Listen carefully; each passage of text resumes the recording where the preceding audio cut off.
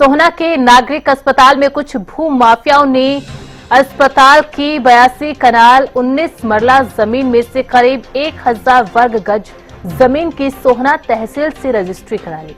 अस्पताल की जमीन को आदर्श नगर में दिखाकर और वहीं का फोटो नगर परिषद के पोर्टल पर अपलोड कर नगर परिषद से एनओसी भी ले ली। हालांकि यह मामला अस्पताल प्रबंधक के संज्ञान में आया तो उन्होंने अपने विभागीय उच्च अधिकारियों समेत स्थानीय राजस्व अधिकारियों को रजिस्ट्री रद्द करने, म्यूटेशन दर्ज नहीं करने के लिए पत्र लिखा है।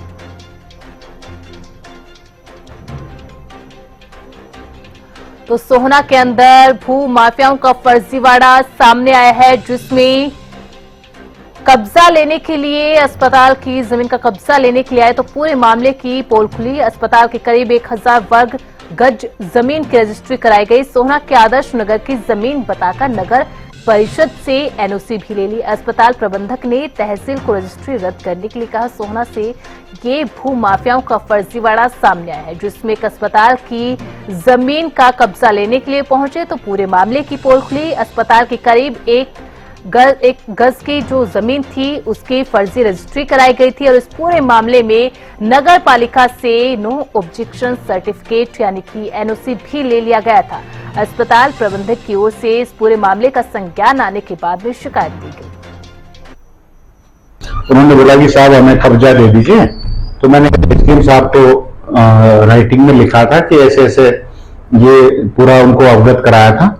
उसके बाद मैंने तहसील से काफी कुछ डॉक्यूमेंट्स निकाले तो उसमें ये पता चला कि 1976 में जो ये 551 नंबर जो खसरा नंबर है, ये हमारे अस्पताल को अलॉट हुआ है और वो डॉक्यूमेंट्स मैंने इनकी जो भी जिम्मी होती है उससे निकाला है।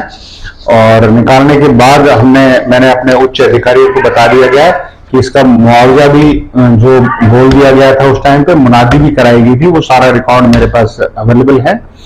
और मैंने उच्च अधिकारी को बोल दिया कि जो ये हुआ है रजिस्ट्री गलत हुई है और इसके खिलाफ जो भी एक्शन लिया जाए आप इसके खिलाफ एक्शन लें।